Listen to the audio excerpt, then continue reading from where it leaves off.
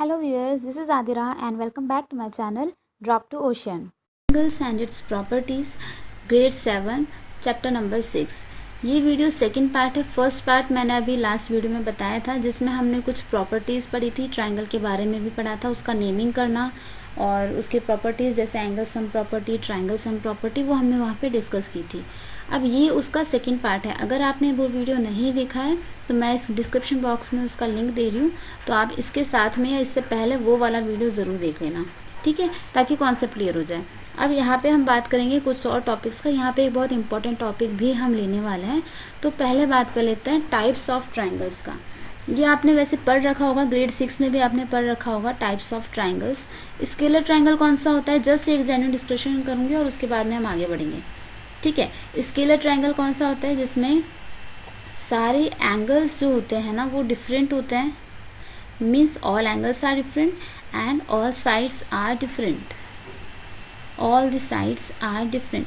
कोई भी जो है एक दूसरे के इक्वल नहीं होता. सब जैसे यहाँ पे अगर है तो ये 5 होगा, ये 6 होगा, ये 7 होगा, या फिर रैंडम नंबर लिया है, ये डिफरेंट होंगे. सिमिलर विद द एंगल्स, ठीक है. नेक्स्ट बात करते हैं आइसोसेलेस. ये कौन से होते हैं, जिन ट्राइंगल्स में दो एंगल्स और दो साइड्स इक्वल होती है ना, उनको कहते हैं आइसोसेलेस ट्राइंगल. जिनमें दो एंगल्स इक्वल होते हैं और दो साइड्स इक्वल होती है. अब जैसे ये वाला एंगल है, ये वाली साइड है, सॉरी, ABC. ये AB साइड और ये AC साइड हो सकता है इक्वल होगी इसमें. जब ये इक्वल होगी, मान लो उसको ये 8 है तो ये भी 8 सेंटीमीटर होगा. और जब ये साइड्स इक्वल होंगे ना तो इनके अपोजिट वाला एंगल, इसके अपोजिट कौन सा एंगल है, ये, और इसके अपोजिट कौन सा है, ये दोनों एंगल भी इक्वल होगा. अगर ये 60 बना रहा है तो ये भी 60 बनाएगा, ठीक है. तो दो एंगल्स इक्वल होती हैं और दो साइड्स इक्वल होती है. इक्विलेटरल में क्या होता है, ऑल द एंगल्स, सारे एंगल्स और सारी साइड्स इक्वल होती है. ये क्या होती है, इक्वल होती है. अगर ये 10 है साइड तो ये भी 10 होगा और ये भी 10 होगा, ठीक है, ये इक्वल होंगे. और सिमिलरली अगर सारी साइड्स इक्वल हैं तो सारे एंगल्स भी इक्वल होंगे. और जैसे इक्विलेटरल ट्राइंगल है तो इसके एंगल्स फिक्स होते हैं 60 डिग्री और ये भी 60 डिग्री. अभी कैसे निकला ये भी हम निकाल सकते हैं.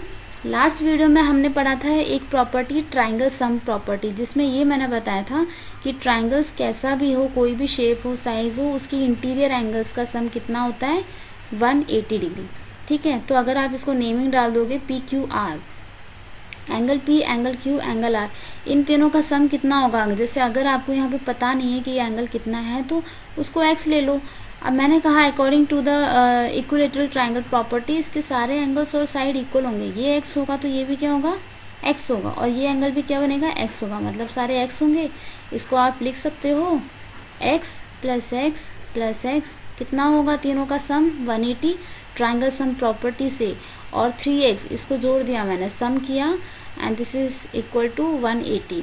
यहाँ से x फाइंड कर सकते हो. 180 यहाँ पे 3 मल्टीप्लाई में है, उधर जाके डिवाइड हो जाएगा. तो x इक्वल्स टू क्या आ जाएगा, 3 6 18 एंड 0 एज इट इज़, मतलब 60 डिग्री. मतलब ईच एंगल जो है वो 60 डिग्री का होगा. यहाँ से आप प्रूव भी कर सकते हैं अगर ऐसा क्वेश्चन आता है कि इक्विलेटरल ट्राइंगल के सारे एंगल्स 60 डिग्री क्यों होते हैं. चलो नेक्स्ट बात करते हैं अब प्रॉपर्टी ऑफ ट्राइंगल. अब प्रॉपर्टी, एक ट्राइंगल की एक प्रॉपर्टी भी होती है. जैसे यहाँ मैंने ट्राइंगल लिया है PQR, ठीक है. अब इसमें कोई भी साइड है, कुछ ना कुछ लेंथ तो होगा, PQ का कुछ लेंथ होगा, PR का भी कुछ लेंथ होगा, और RQ का भी कुछ लेंथ होगा, है ना, 6 7 8 what ever it is not mentioned here, लेकिन इसकी कुछ लेंथ होगी. मैंने फर्स्ट वीडियो में बताया था कि साइड को हम कैसे लिखते हैं. जैसे साइड का आपको नेमिंग करना है तो यहाँ पे आप लिखोगे PQ, QR और PR, यही है. अगर साइड का आपको नेम बताना है तो ऐसे ही नाम देंगे. PQ कौन सी है, ये वाली साइड, QR कौन सी है, ये वाली, और PR कौन सी है, ये वाली साइड. अब ट्राइंगल की प्रॉपर्टी क्या कहती है, the sum of two sides of a triangle is greater than the third side. इसको इक्वेशन से समझो. सम ऑफ टू साइड्स मतलब ये भी एक साइड है, ये भी एक साइड है, और ये भी एक साइड है. किसी भी दो, बता नहीं रखा कौन से दो साइड, कोई भी दो साइड, इन दोनों साइड्स को मैं एक बार को ले लेती हूँ, ठीक है. तो सम ऑफ टू साइड्स मतलब इन दोनों का सम कर दें PQ प्लस QR, तो sum of two sides of a triangle should be greater than, ये ग्रेटर देन का साइन है, greater than the third side, तीसरी साइड कौन सी बच गई जो मैंने नहीं ली, पी आर, ठीक है, ये वाली साइड पी आर। तो ये ट्राइंगल सम की प्रॉपर्टी होती है कि कोई भी दो साइड का सम तीसरे से बड़ा होना चाहिए। अगर ये केस है तभी वो साइड्स ऑफ अ ट्राइंगल कहलाएगा, तभी वो एग्जैक्टली ट्राइंगल कहलाएगा, ठीक है। अब इसमें क्वेश्चन ऐसे आ सकते हैं आपको, ये ना यहाँ पे आप कोई भी साइड्स ले सकते हो, मैंने पी क्यू क्यू आर ले रखा है, आप इसमें दूसरा भी ले सकते हो, जैसे Q R plus P R. अब मैंने इन दोनों को ले लिया, इसको और इसको, इस ग्रेटर देन जो लेफ्ट है वो वाला जो बच गया वो वाला आपने राइट साइड में लिख देना है, और ऐसे ही तीसरा केस भी बन जाएगा, ठीक है। तो any two side, you can take any random two sides, उनको सम करो और तीसरे से वो बड़ा होगा। यहाँ पे एक एग्जाम्पल भी ले सकते हैं हम, कि जैसे सपोज आपको दे रखा है 3 4 6, ठीक है, ये एक एग्जाम्पल है, आपको बताना है कि find out if these are the side of a triangle. आपको यही बताना है कि ये जो है ये साइड्स हैं कि नहीं ट्राइंगल के।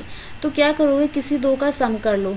अब किसी दो में मैंने इन दोनों को क्यों लिया, क्योंकि ये जो स्मॉलेस्ट टू नंबर्स हैं, जो बड़ा वाला है ना उसको साइड में रखो, उसको बाद में सम करना, पहले इन दोनों को चेक करो। अगर इन दोनों का सम इससे बड़ा आ रहा है तीसरे से, तब तो ये एग्जैक्ट बैठेगा। अब 3 + 4 इज़ ग्रेटर देन 6, 3 + 4 कितना हो गया, 7 इज़ ग्रेटर देन 6। तो येस, इनका सम किससे बड़ा आ रहा है, थर्ड साइड से बड़ा आ रहा है, तो yes it will be the side of a triangle.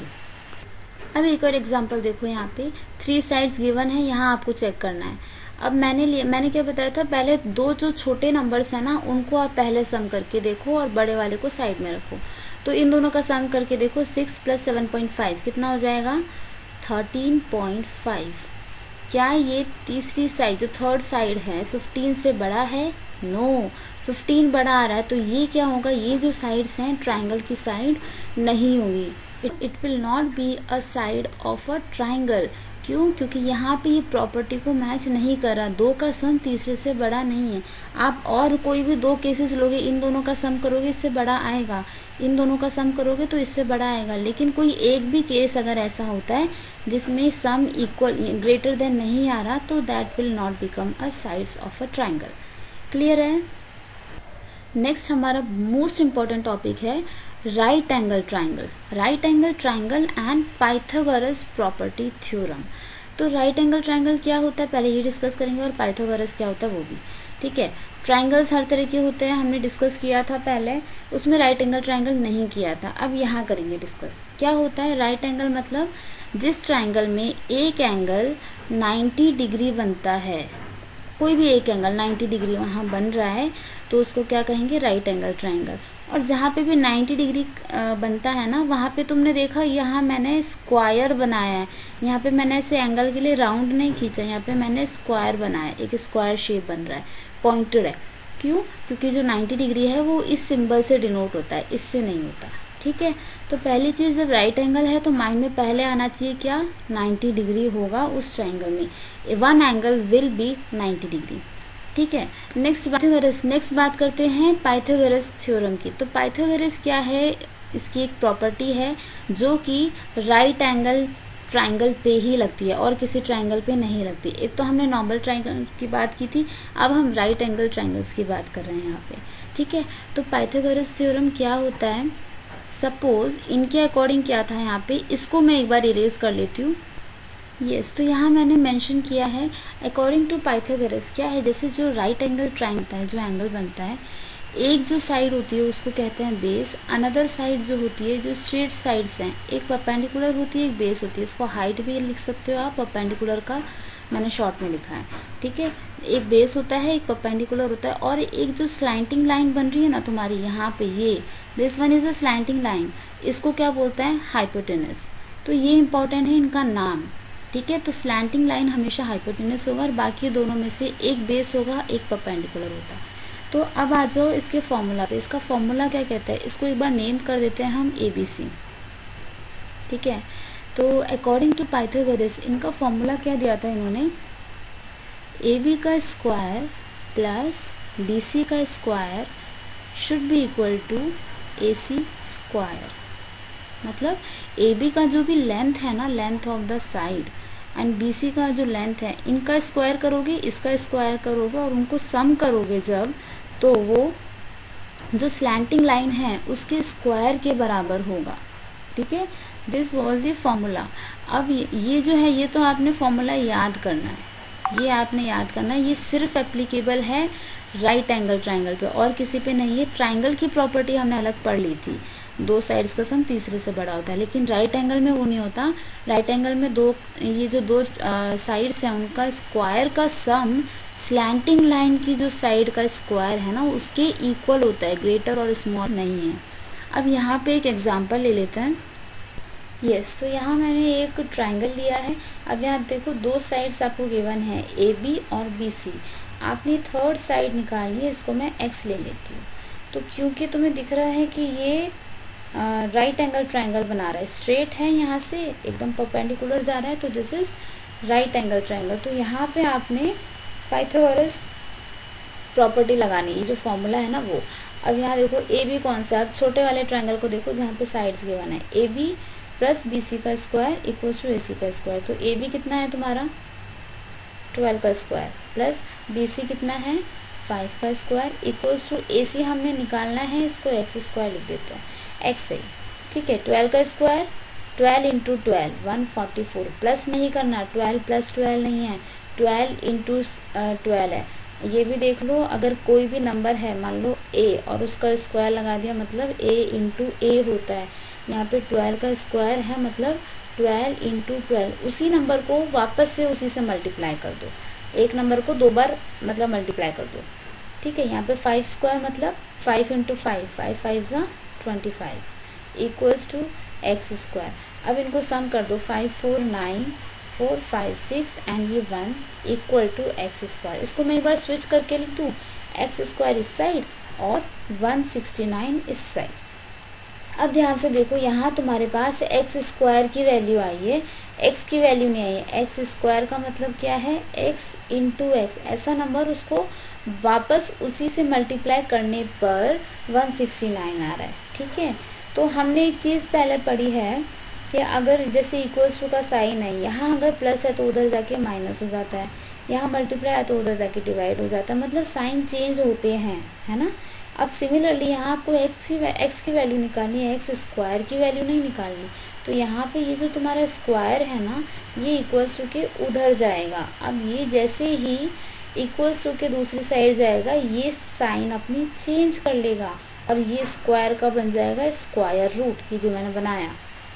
और ये 169 जो भी नंबर इस साइड में होगा ना, उस पूरे के ऊपर स्क्वायर रूट बन जाएगा। इसको कहते हैं स्क्वायर रूट। ये जो अभी सिंबल बनाया ना, ये वाला, this is called square root. यहाँ देखो, अब इस स्लाइड में देखो, x इक्वल्स टू 169 और रूट, इसको हम लिखेंगे अंडर रूट 169। इसका जो प्रोनाउंसिएशन होगा ना, अंडर रूट 169 होगा। अब आपने निकालना है इसकी वैल्यू, ऐसा कौन सा नंबर है जिसको उसी से मल्टीप्लाई करने पे 169 आएगा। तो जब यहाँ, क्योंकि मुझे पता है कि 13 इंटू 13 अगर मैं करती हूँ, 3 3 ज़ा 9, 3 1 ज़ा 3, और यहाँ पे 1 3 ज़ा 3, 1 1 ज़ा 1, 9 6 1, 13 इंटू 13 में करूँगी 169 आएगा। अब मैं बताती हूँ कैसे करना है। तो यही वो एक नंबर है जिसको उसी से मल्टीप्लाई करने पे 169 नंबर मिलेगा। तो क्या मैं 13 इंटू 13, इसको 169 को मैं ऐसे लिख सकती हूँ 13 इंटू 13, यस, क्योंकि इसका मल्टीप्लाई ही तो 169 है। अब क्या मैं इस पूरे ये जो 13 इंटू 13 है उसको मैं 13 का स्क्वायर लिख सकती हूँ, क्योंकि पहले मैंने बताया था कि ए का स्क्वायर मतलब क्या होता है, ए इंटू ए। तो या तो ए इंटू ए ऐसे लिखो या ए का स्क्वायर करके लिखो। या इंटू करके लिखा तो क्या मैं उसको स्क्वायर बना के लिख सकती हूँ। ठीक है, तो यस लिख सकते हैं। अब एक चीज़ मैंने बताई थी, यहाँ स्क्वायर रूट है, स्क्वायर है तो उधर जाके स्क्वायर रूट बन जाता है, पर यहाँ देखो स्क्वायर भी है और स्क्वायर रूट भी है। एक तरह से जो स्क्वायर है वो इसका इन्वर्स है, तो ये एक ही नंबर के ऊपर स्क्वायर और स्क्वायर रूट आ जाते हैं, तब ये आपस में कैंसिल आउट हो जाता है। ये स्क्वायर स्क्वायर रूट को काट देगा। अब 13 के ऊपर कोई भी साइन नहीं बचा, यहाँ पे सिर्फ 13 बचा है। ये स्क्वायर भी हट गया और स्क्वायर रूट भी हट गया, आपस में कैंसिल आउट हो जाते हैं।